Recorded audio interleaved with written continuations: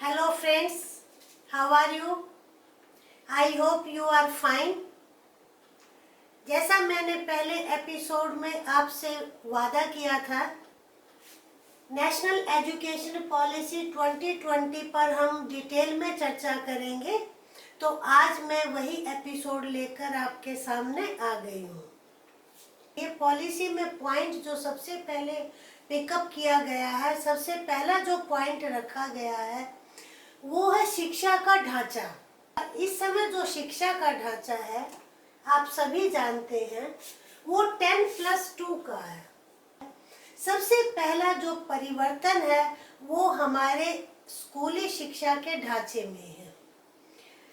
नई शिक्षा नीति में हमारा क्या स्ट्रक्चर है? 5+3+3+4 इसमें डिवाइड किया गया है। अब ये क्या है ये अब हम अभी देखते हैं।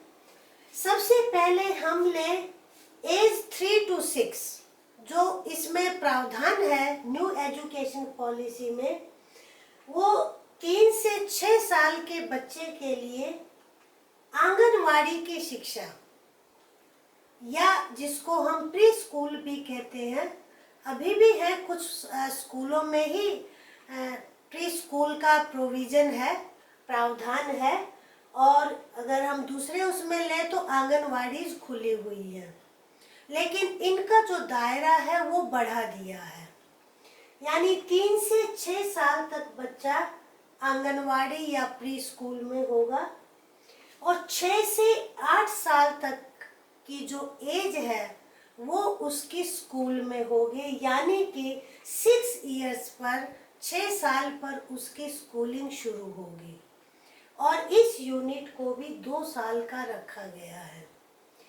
अब नाउ पहले हम ढांचे को देख लेते हैं, फिर नेक्स्ट यूनिट है हमारी क्लास 3 से 5 तक, यानी एज 8 से 11 तक, जो 3 साल का हमारा फेज होगा एक बच्चे का।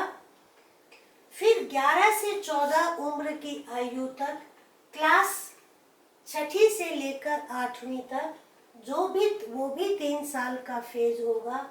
और लास्ट में क्लास 9वीं से लेकर 12वीं तक का 4 इयर्स का 4 साल का ये फेज होगा।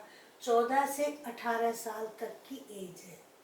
तो ये हमारे इस तरीके से 5 यानी कि 2+3, 2 here class 1 and 2, 3 preschool और you can say in anganwadis, 3 आपका प्राइमरी स्कूल का लेवल 3rd, 4th, 5th में, 3 years 6th, 7th, 8th and 4 years 9th, 10th, 11th, 12th।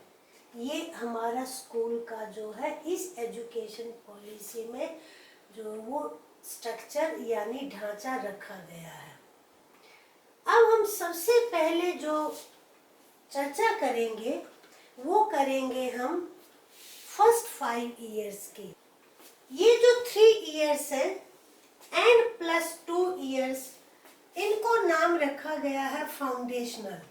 Foundational years means बच्चे की जहाँ पर नींव रखी जाती है उसके व्यक्तित्व की, उसकी पढ़ाई की, उसकी समझ की, वो कैसे परसीव करता है, कैसे वो समाज में एडजस्ट होगा, उसके दिमागी भावनात्मक तौर पर जो विकास की जो नींव है वो इस उम्र में रखी जाती है। इस एज में जो पॉलिसी में जो मेन जो है जोर दिया गया है that is early childhood care and education, ECCE, इसमें फोकस किया गया है। ये फेज सबसे इम्पोर्टेंट है। साइंटिस्ट के अकॉर्डिंग, चाइल्ड साइकोलॉजिस्ट के अकॉर्डिंग सबसे इम्पोर्टेंट फेज है।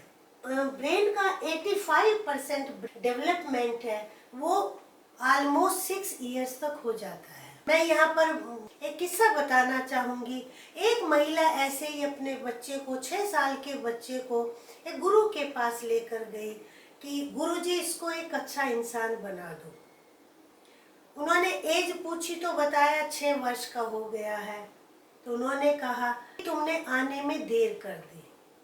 उसका मीनिंग क्या था? एक बच्चे की जो विकास है, जो आगे वो क्या बनेगा, वो 6 साल तक ही जो कुछ वो लेता है घर से, समाज से, माँ से, पेरेंट्स से, वो 6 इयर्स तक जो उसकी नींव रखी जाती है वही आगे विकसित होता है।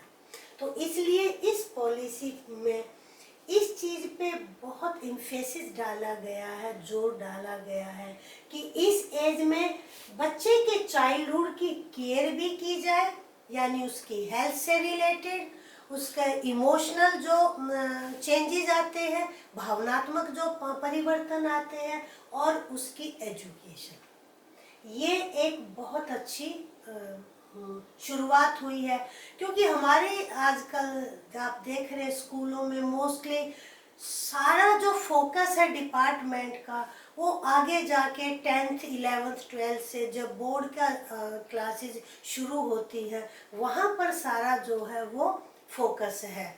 अब क्वेश्चन ये है कि इस एज पर, यानी कि प्री स्कूल, आंगनवाड़ी और फर्स्ट और सेकंड में, उसमें सिलेबस क्या हो? सिलेबस और पेडागोजी, पाठ्यक्रम, पेडागोजी, पढ़ाने का तरीका, साइंस ऑफ टीचिंग, ये कैसा होना चाहिए बच्चों के लिए। वैसे तो ये सारा जो जिम्मेदारी है सारी, ये एनसीईआरटी को दी गई है। सिलेबस बच्चे का कोई वैसा पढ़ने वाला नहीं होगा जैसे आजकल हमारे ओवर एम्बिशियस जो पेरेंट्स हैं वो छोटे से बच्चे के नाजुक हाथों में ही पेन दे देते हैं, पेंसिल दे देते हैं। इस टाइप का सिलेबस नहीं होगा। सिलेबस क्या होगा?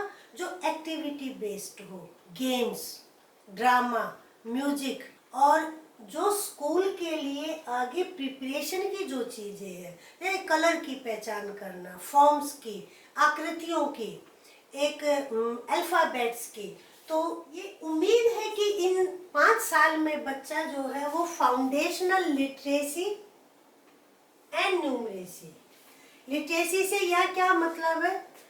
रीड एंड राइट, और वो एटलीस्ट जो है उसको वर्ड्स को वो पहचानना शुरू कर दे।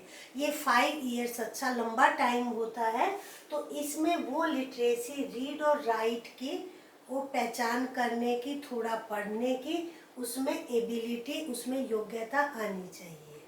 न्यूमरेसी क्या है? छोटा छोटा प्लस माइनस। प्लस क्या होता है, जमा क्या करना होता है, घटा क्या करना होता है, भाग क्या होता है, गुणा क्या होता है।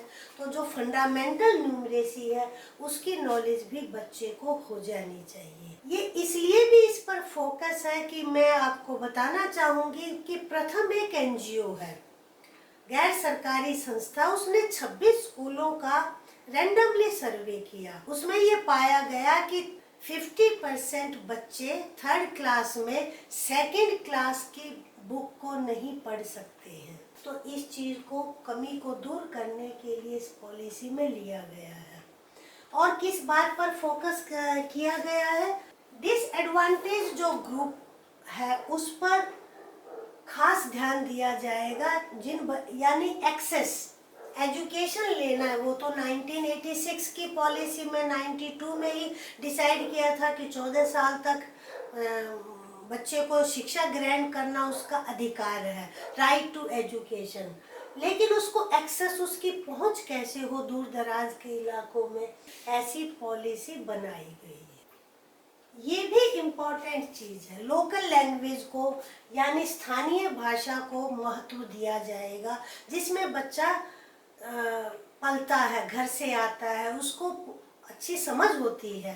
पहले जो फाउंडेशनल जो एजुकेशन है, नींव रखने वाली, वो उस लैंग्वेज में दी जाएगी।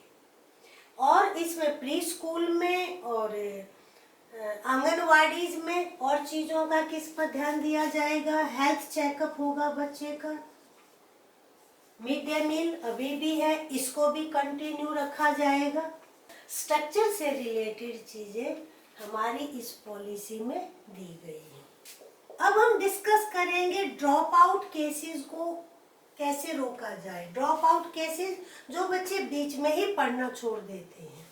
अगर हम MHRD 17-18 के अगर फिगर देखें, उसके अकॉर्डिंग प्राइमरी स्कूल में फर्स्ट क्लास में जो एडमिशन है वो 90.9% बच्चे एडमिशन इस टाइम देश में ले रहे हैं। लेकिन 11th 12th तक पहुंचते पहुंचते उन बच्चों की जो परसेंटेज है वो अंदाजन अप्रॉक्सीमेट 56% रह जाती है। तो इतने बच्चे ड्रॉप आउट कर जाते हैं, ये एक बहुत बड़ी चिंता का कारण है। अब सरकार ने उस पर भी दिया है कि एक तो सबसे पहले स्कूल का इंफ्रास्ट्रक्चर जो है, पूरे साधन, स्कूल की बिल्डिंग, इसमें कितनी सुविधाएं दी जाती हैं, इस पर खास फोकस किया जाएगा। Second, tracking students, drop out को रोकने के लिए जरूरी है कि बच्चे की परफॉर्मेंस को लगातार मॉनिटर करें टीचर्स, खासकर कम्युनिटी पीपल। स्टूडेंट के रिकॉर्ड को ट्रैक करने के लिए teachers, community, social workers, counsellors, इसमें सब जो है सबकी भागीदारी होगी कि बच्चे की परफॉर्मेंस क्या है, उसके ड्रॉप आउट करने का यानी स्कूल छोड़ने का क्या रीजन है, उसका कारण क्या है। और अगर बच्चा एक बार छोड़ दे तो उसको दोबारा एडमिशन देने की भी पूरी परमिशन होगी। होता है ना, जैसे आजकल हमारे स्कूलों में भी यही है कि कुछ बच्चे हैं जी, हम गांव चले गए थे, वहाँ कुछ हो गया तो 1 साल बाद वापस आ रहे हैं, 6 महीने बाद आ रहे हैं, तो उसको यानी बच्चा रीएडमिशन दोबारा से एडमिशन ले सकता है। इसको ये पूरा रिकॉर्ड रखा जाएगा और इसमें इन सब की हेल्प ली जाएगी। कम्युनिटी को, समुदाय को, समाज के लोगों को इन्वॉल्व किया जाए। बाय 2030 तक 100% एनरोलमेंट हमारे देश के बच्चों की हो, ये सरकार का टारगेट है। नेक्स्ट 10 इयर्स में 100% एनरोलमेंट का हमारे सामने टारगेट होगा। तो ये आपका आज का पॉइंट है और इसमें बहुत सारी बातें हैं, अच्छी बातें हैं। आंगनवाड़ी के लिए आप कहेंगे कि आंगनवाड़ी तो अभी भी है। यस, आंगनवाड़ी अभी भी है, लेकिन इस समय आंगनवाड़ी में जो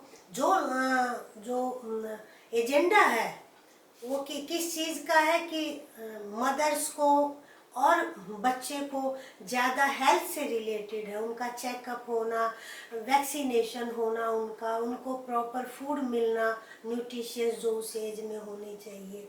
लेकिन ये जो आगे आंगनवाड़ी को जो रोल दिया गया है वो उसमें टीचिंग का भी होगा कि बच्चा लर्न भी करे और उनको प्राइमरी स्कूल के साथ जो है वो मोस्टली जोड़ा जाएगा कि बच्चे उधर भी विजिट करें, क्योंकि वही बच्चे जो है वो फर्स्ट और सेकंड क्लास में जाएंगे, तो ऐसे प्राइमरी के साथ उनको लिंक भी किया जाएगा। नेक्स्ट एपिसोड में पॉलिसी के अकॉर्डिंग जो भी पॉइंट है वो मैं पूरी तरह इसी तरीके से डिटेल में डिस्कस करेंगे।